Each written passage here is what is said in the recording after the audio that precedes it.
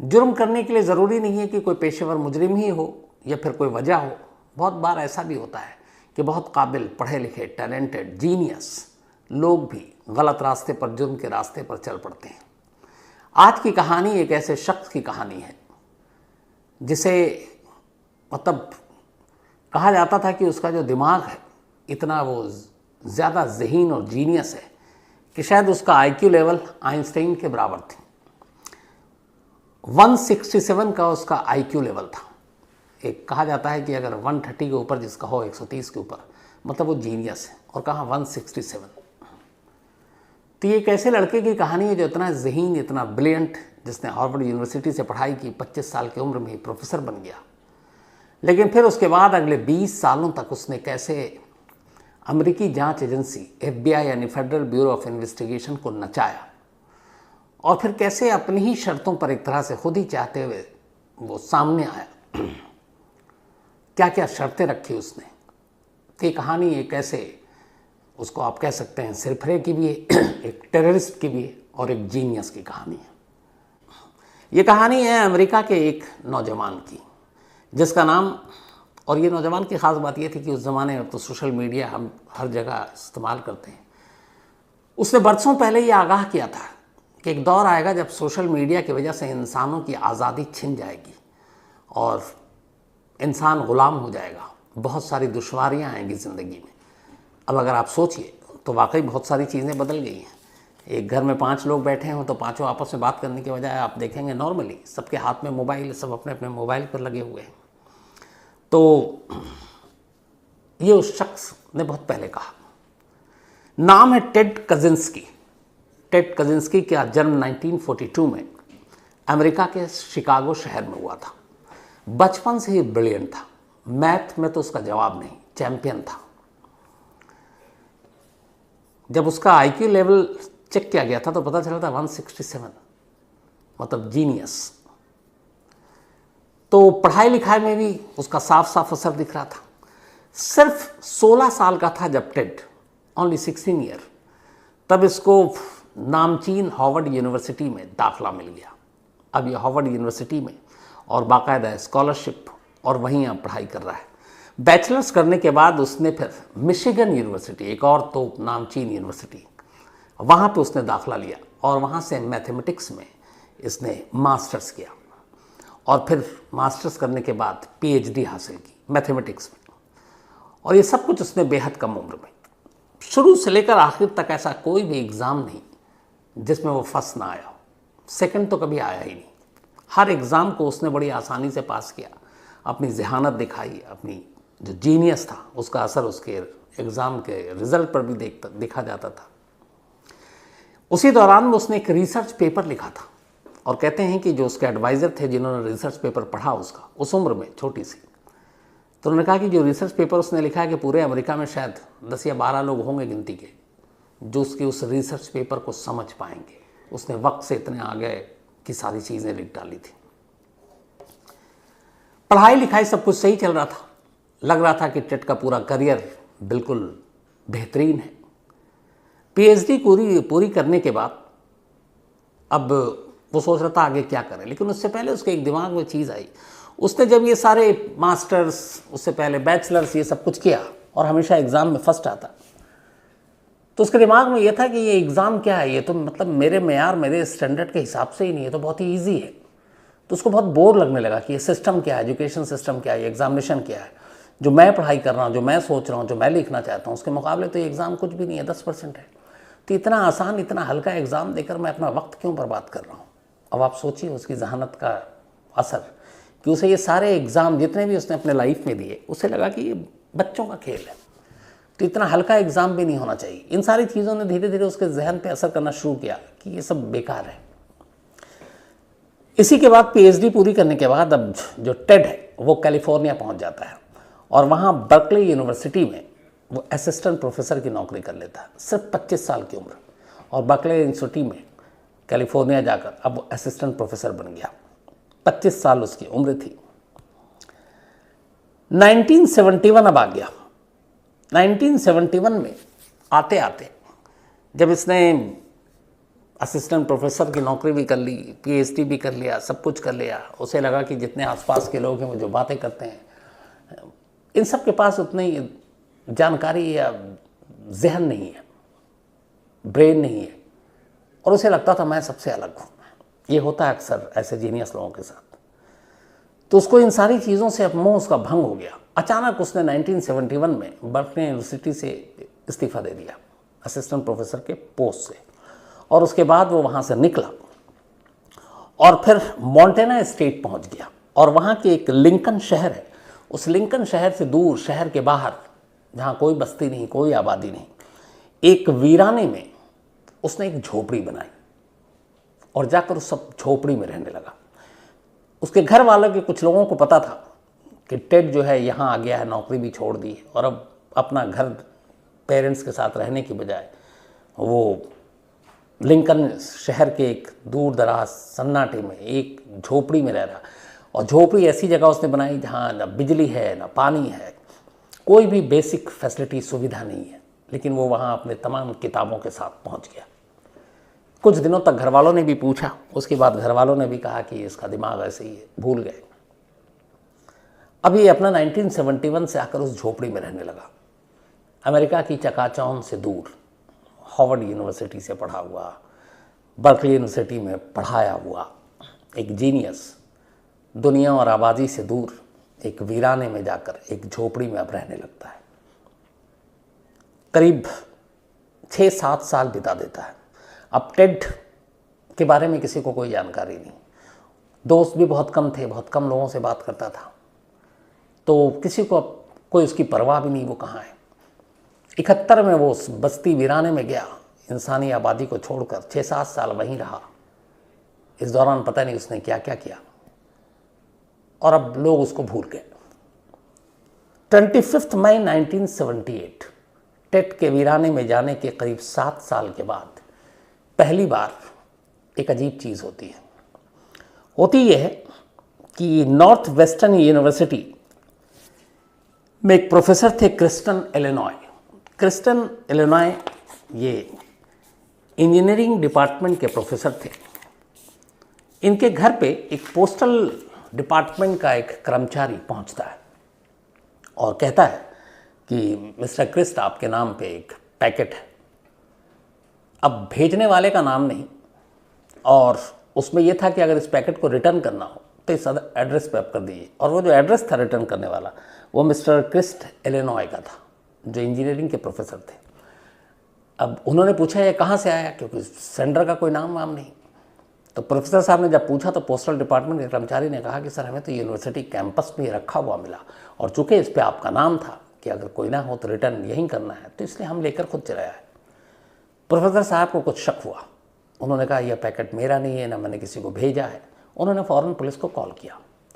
Police की एक team फ़ौरन उस एड्रेस पे पहुंचती है, घर पे उनके, मिस्टर क्रिस्ट के। अब पोस्टल डिपार्टमेंट का वो कर्मचारी, प्रोफेसर साहब और पुलिस की टीम, पुलिस बड़े एहतियात से उस पैकेट को खोलती है। लेकिन जैसे ही खोलती है, एक धमाका होता है। धमाका इतना ताकतवर नहीं था कि बहुत नुकसान हो, लेकिन फिर भी चोट आती है उस पुलिस अफसर को, उस पोस्टल डिपार्टमेंट के कर्मचारी को। प्रोफेसर साहब थोड़ी दूरी पर थे, उन्हें कोई चोट नहीं आती। तो उसके अंदर एक बॉम्ब था उस पैकेट में, लेकिन वो बॉम्ब बहुत ज़्यादा एडवांस नहीं था। अब ये अजीब बात थी कि एक प्रोफेसर के घर पे ये बॉम्ब किसने भेजा। पुलिस ने तफ्तीश की, लेकिन कोई ज़्यादा नुकसान हुआ नहीं था, मामूली बम था, तो उतने ज़्यादा भी कुछ पुलिस आगे नहीं बढ़ी। करीब 9-10 महीने बीत गए। 9-10 महीने तक सब कुछ शांत था। 9-10 महीने के बाद फिर ऐसा ही एक पैकेट उसी यूनिवर्सिटी के एक स्टूडेंट्स को भेजा गया। स्टूडेंट्स ने उस पैकेट को खोला तो फिर धमाका हुआ। स्टूडेंट को मामूली चोट आई। इस बार भी बम इतना ताकतवर नहीं था। अब ये 2 इंसिडेंट हो गया, लेकिन दोनों इंसिडेंट इतने मामूली थे कि पुलिस के लेवल पे इसको निपटा दिया गया। सोचा गया कि इसमें कुछ तो ऐसा है नहीं। लेकिन फिर एक तीसरा इंसिडेंट होता है, और इस तीसरे इंसिडेंट ने अमेरिका की सबसे बड़ी जांच एजेंसी FBI को मजबूर कर दिया कि वो इस केस को इन्वेस्टिगेट करे। होता यह है कि अमेरिका की एक अमेरिकन एयरलाइंस की फ़्लाइट जो शिकागो से वॉशिंगटन जा रही थी, उसके जब ये उड़ी तो बैगेज जो एरिया होता है प्लेन का, उस बैगेज एरिया से अचानक धुआं निकलना शुरू हुआ। प्लेन की इमरजेंसी लैंडिंग की गई। इमरजेंसी लैंडिंग के बाद जब तलाशी ली गई बैगेज एरिया में, तो पाया गया कि एक पैकेट है और उस पैकेट से धुआं निकल रहा है और उस पैकेट के अंदर एक बॉम्ब था। बॉम्ब फटा नहीं किसी वजह से, और इस वजह से नुकसान नहीं हुआ। अगर वो बॉम्ब फट जाता तो उस प्लेन में सवार करीब 150 मुसाफिर और क्रू मेंबर कोई नहीं बचता, क्योंकि बीच आसमान में ये बम फटता। लेकिन खुशकिस्मती से ये बॉम्ब फटा नहीं, कुछ तकनीकी खामियों के चलते। तो सिर्फ धुआं हुआ और धुआं देखकर पायलट अलर्ट हो गया। उसके बाद उसने इमरजेंसी लैंडिंग की और इन तमाम लोगों की जान बच गई। अब जब ये बात आई तब FBI तक पहुंची। जब FBI ने इस केस की तफ्तीश की तो पता चला कि जिस तरीके का ये पैकेट था, उन्होंने अब ये अपने डेटा बैंक से निकालना शुरू किया तो पता चला कि एक यूनिवर्सिटी के प्रोफेसर इंजीनियरिंग के एक और स्टूडेंट, इन दोनों को इसी तरीके से ये पैकेट भेजा गया था। अब FBI का ध्यान जब आया और उन्होंने देखा कि ये दोनों, इससे पहले भी ऐसी चीज़ें हो चुकी हैं, अब FBI ने मामले की तफ्तीश शुरू की। अब FBI जांच ही कर रही थी कि तभी वहाँ अमेरिका की एक यूनाइटेड एयरलाइंस के मालिक, के ओनर थे पर्सी वुड, उनको भी सेम एक पैकेट मिला। पैकेट खोला गया और मिस्टर पर्सी भी इंजर्ड हो गए। मौत नहीं हुई क्योंकि बॉम्ब इतना ताकतवर नहीं था। तब ये 4 इंसिडेंट हो चुके हैं, एक प्रोफेसर, एक स्टूडेंट, एक प्लेन में और एक एयरलाइंस के मालिक के पास। अब FBI लग गई तफ्तीश में कि ये मसला क्या है। अब उन्होंने एक टास्क फोर्स बनाई कि आखिर ये कौन कर रहा है, कौन टेररिस्ट है। लेकिन तमाम कोशिशों के बावजूद उन्हें कोई सुराग नहीं मिला। बम को बनाने में कोई ऐसी चीज़ जो इस्तेमाल हुआ था वो थोड़ी सी कॉमन थी, लेकिन वो शख्स कौन था, पुलिस को लगा कि यह है तो काम एक ही शख्स का, लेकिन कौन नहीं मालूम। बॉम्ब के साथ कई बार जो कुछ नोट मिले उससे भी पुलिस को कोई ख़ास कामयाबी नहीं मिली। और इसके बाद FBI जो है अपनी तफ्तीश करती रही खाली हाथ, कोई क्लू नहीं, कहीं जानकारी नहीं। अगले कई सालों तक इसी तरीके से पैकेट आते रहे, फटते रहे और FBI के हाथ खाली रहे। 1985 में भी कई ऐसे बम भेजे गए और उनमें से ज़्यादातर लोगों को चोट आई। एक ऐसा बॉम्ब हुआ 1985 में जो एक कंप्यूटर स्टोर था, वहाँ के ओनर को भेजा गया और जब उसने खोला तो शायद वो बॉम्ब के बेहद करीब था, उसकी मौत हो गई। तो ये पहली डेथ थी या पहला कत्ल था उस पार्सल बॉम्ब के ज़रिए। अब FBI चूँकि अभी तक मामूली इंजरी थी, अब एक डेथ हुई, FBI की टीम और ज़ोरों शोर से लगी। फिर भी 2 साल बीत गए, 85 से 87 आ गया। 1987 में FBI को पहली बार एक क्लू मिलता है। एक जो बॉम्ब भेजा गया था एक और जगह पे जहाँ पे इंजरी आई एक शख्स को उस पैकेट को खोलते हुए, तो वहाँ का एक CCTV फुटेज मिला। उस CCTV फुटेज में एक शख्स था। FBI ने उसके स्केच बनाए, स्केच को जगह जगह भेजा, लेकिन कोई फ़ायदा नहीं हुआ। उसकी वजह ये थी कि जो शख्स उस CCTV में कैद था उसने एक तो काला चश्मा पहन रखा था और इसके अलावा उसने हुड पहन रखा था, तो उसका चेहरा बहुत क्लियर नहीं था। तो इस CCTV फुटेज की वजह से भी FBI को कोई कामयाबी नहीं मिली। 1987 में ये CCTV फुटेज मिला। इसके बाद 6 साल और बीत गए, 1993 आ गया। इसी तरीके से बॉम्ब लोगों को भेजे जाते रहे और ये सिलसिला रुका नहीं। इस पूरी तफ्तीश के दौरान FBI ने जितने भी जो भी उसको क्लू मिलता वो उस पर तफ्तीश करती, लेकिन कोई फ़ायदा नहीं। इस दौरान 1994 आ गया। एक वकील को एक पैकेट मिला इसी तरीके का। वकील ने पैकेट खोला और उस वकील की मौत हो गई। पैकेट के साथ एक नोट था। उस नोट में लिखा था कि ये वकील एक ख़ास तेल की कंपनी है, उसके लिए काम करता है और इसीलिए इसको ये सज़ा दी जा रही है। इसके बाद 1995 में एक लकड़ी के बहुत बड़े कारोबारी थे अमेरिका के, उनको भी ऐसे ही पैकेट मिला। उन्होंने भी खोला। इस बार खोलते ही धमाके में उनकी भी जान चली गई। करीब करीब 17 साल अब हो चुके थे जो पहला इंसिडेंट हुआ था यूनिवर्सिटी के प्रोफेसर के बाद, और इन 17 सालों में दर्जनों ऐसे पार्सल बम भेजे गए। 3 लोगों की मौत हो चुकी थी, दर्जनों घायल हुए थे। तमाम कोशिश कर ली, लेकिन FBI को कोई सुराग नहीं मिल रहा है। अब इसी के बाद ही FBI ने फिर प्रेशर तो था ही, अब उन्होंने सारे इंसिडेंट्स को एक साथ जोड़कर नए सिरे से कहा कि अब इसकी जांच करते हैं। अब पहले इंसिडेंट से लेकर आखिरी इंसिडेंट तक की उन्होंने कड़ियाँ जोड़ी। कड़ियाँ जोड़ने के बाद अब उन्होंने पहली बार इस केस को नाम दिया यूनाबॉम्बर। यूनाबॉम्बर मीन्स यूनाबॉम्ब, यूनाबॉम्ब यानी यूनिवर्सिटी एंड एयरलाइन बॉम्बर। उसकी वजह ये थी जो इन्होंने नाम दिया यूनाबॉम्बर कि इंसिडेंट शुरुआत जो हुई थी वो यूनिवर्सिटी से हुई और उसके बाद प्लेन में बॉम्ब रखा जो फटा नहीं, एक एयरलाइंस के मालिक को पैकेट भेजा जो मरा नहीं।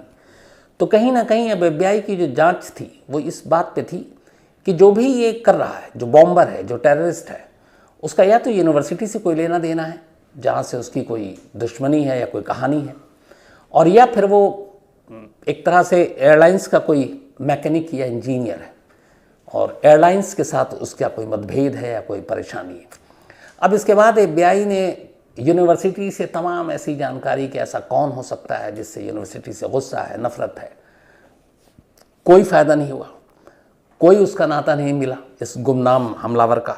अब उसके बाद उन्होंने तमाम एयरलाइंस के जो मैकेनिक हैं, प्लेन मैकेनिक, उनके बारे में जानकारी जुटानी शुरू की। वहाँ से भी हाथ खाली, कुछ जानकारी नहीं मिली। अब हर तरफ से हार कर FBI ने आखिरकार $10 लाख के इनाम का ऐलान कर दिया कि शायद अब पब्लिक की मदद से उसका राज फाश और उसे हम पकड़ सकें, जो पिछले 17-18 सालों से FBI को बेवकूफ़ बना रहा है। अब $10 लाख छोटी मोटी रकम नहीं थी, करीब करीब आज के ज़माने में देखें तो 8-8.5 करोड़ रुपए उस वक्त। तो अब $10 लाख के इनाम का ऐलान, FBI को लगा कहीं से कोई जानकारी मिलेगी, लेकिन फिर वक्त बीता और कोई जानकारी नहीं। 20 साल करीब हो गए थे, FBI के हाथ खाली थे। वो गुमनाम हमलावर जो पैकेट में बॉम्ब भेज रहा है, क्यों भेज रहा है ये तक पता नहीं, कहाँ रहता है वो, कुछ जानकारी नहीं। $10 लाख का इनाम भी खाली, अभी तक कोई आगे आया नहीं। तभी 1995 में अचानक एक घटना घटती है। 1995 के दिन न्यूयॉर्क टाइम्स समेत 2 या 3 और अखबारों को एक लेटर मिलता है, एक गुमनाम खत था, न्यूयॉर्क टाइम्स और बाकी 2-3 न्यूज़पेपर को। इस लेटर के साथ एक मैनिफेस्टो था,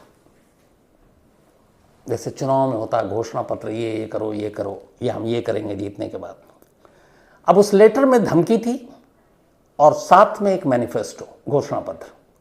धमकी ये दी गई थी कि अगर इस मैनिफेस्टो को नहीं छापा तो ये पार्सल बम के हमले जारी रहेंगे और अगर छाप दिया तो ये हमले रुक जाएंगे। अब उसके साथ जो मैनिफेस्टो था उसमें बहुत लंबी चौड़ी बातें लिखी हुई थी, लेकिन जो उसका जिस था, जो समअप था, वो ये था कि ये जो इंडस्ट्रियल रिवोल्यूशन हुआ है और ये जो नई नई टेक्नोलॉजी और तकनीक आई है, इसकी वजह से अब पूरा जो इंसान है इन्हीं टेक्नोलॉजी पे डिपेंडेंट होकर रह गया है, निर्भर होकर रह गया है, और इंसान ने इन टेक्नोलॉजी की वजह से अपनी आज़ादी खो दी है। और इसीलिए उन्होंने, जब इंसान इस टेक्नोलॉजी का ग़ुलाम हो गया, अपनी आज़ादी खो दी, तो ऐसे में इंसानों को जगाने के लिए धमाके ज़रूरी हैं। ये लाइन उस धमकी, जो ख़त था कि हम टेक्नोलॉजी के ग़ुलाम हो चुके हैं और हमने अपनी आज़ादी खो दी है और इंसानों की इस खोई आज़ादी को जगाने के लिए धमाके ज़रूरी हैं ताकि वो इसके ग़ुलाम न बने। और साथ में अब मैनिफेस्टो के इसमें ये होना चाहिए, ये होना चाहिए। अब ये सारे लेटर न्यूज़पेपर के थ्रू FBI तक पहुँचे। FBI जो 20 साल तक उस बंदे को ढूंढ नहीं पा रही कि कौन है। अब FBI और अमेरिका किसी टेररिस्ट के साथ नेगोशिएशन नहीं करती, बातचीत या समझौता नहीं करती, ये उनका अपना रूल है, उसूल है। लेकिन अब यहाँ ये था कि एक शख्स 20 साल से बॉम्ब पे बम भेज रहा है, 3 लोग मारे जा चुके हैं, कई इंजर्ड हो चुके हैं, और अब वो अखबार को एक मैनिफेस्टो भेज रहा है और कह रहा है कि अगर आप ये छाप देते हो तो फिर हमला रुक जाएगा। मीटिंग हुई, आला अफसरों से मंजूरी ली गई। फिर ये तय हुआ कि चूंकि इसको छापने में कोई नुकसान है नहीं, क्योंकि इसमें कोई ऐसी भड़काऊ बात नहीं है, कायदे से जो बातें लिखी थी वो बहुत ही मतलब एक तरह से इंसानों की भलाई के लिए थी, तो उसमें ऐसी कोई चीज़ नहीं थी जो छापने से नुकसान हो सकता, बल्कि उसमें कुछ अच्छी चीज़ें थी, उससे इंसानों का भला होता। और फिर उसने ये भी लिखा था कि अगर आप ये छाप दोगे तो हमले रुक जाएंगे। लेकिन FBI को ये भी लगा कि अगर इसके इस मैनिफेस्टो को छापते हैं तो क्या पता उसकी जो राइटिंग है, जिस तरीके से उसने लिखा है, शायद उससे कोई क्लू मिले, उसको पढ़ने के बाद अखबारों में कोई सामने आए और बताए कि ये ऐसा कौन लिख सकता है। तो FBI ने आखिरकार अपने आकाओं से इजाज़त ली और अखबारों को इजाज़त दी कि आप इस मैनिफेस्टो को छापो। इसके बाद न्यूयॉर्क टाइम्स समेत तमाम अखबारों में ये मैनिफेस्टो छपा और साथ में खबर कि ये उसी पार्सल जो बॉम्ब भेजता है उसी का ये ख़त है, ये धमकी है और ये मैनिफेस्टो है और ये हम छाप रहे हैं। अब अखबार में छपने के बाद FBI उम्मीद करने लगी, इंतज़ार करने लगी कि कोई तो आएगा जो शायद इस मैनिफेस्टो, उसकी राइटिंग, वो जिस तरीके की बातें लिख रहा है, उससे कोई क्लू दे जाए कि वो बंदा कौन हो सकता है, उसकी भाषा, उसकी लैंग्वेज के ज़रिए। लेकिन दिन पर दिन बीतते गए, FBI के हाथ अब भी खाली, कोई सामने नहीं आ रहा। करीब 6 महीने बीत गए। 6 महीने के बाद एक शख्स जिसका नाम था डेविड कजिंस्की, यह अचानक FBI के दफ्तर पहुंचता है और जाकर कहता है कि ये जो 6 महीने पहले न्यूज़पेपर में ये मैनिफेस्टो और ये लेटर छपा था, उस पूरे मैनिफेस्टो की भाषा, उसकी लैंग्वेज, वो किसकी है मैं जानता हूँ। FBI हैरान, पहले तो पूछती है कि आपने अखबार 6 महीने पहले पढ़ा, आप क्यों आ रहे हो।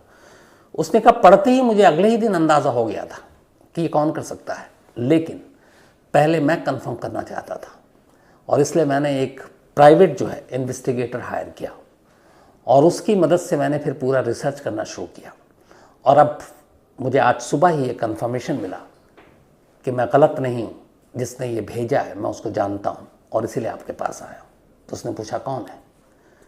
डेविड ने बताया कि वो मेरा भाई है, टेड कजिंस्की, वही टेड कजिंस्की जो एक जीनियस मैथ का, जो हार्वर्ड में पढ़ा हुआ, जिसे इस दुनिया के इम्तिहान बच्चों के खिलौने टाइप लगते थे कि ये क्या एग्ज़ाम है, जितनी आसानी से मैं पास कर जाता हूँ।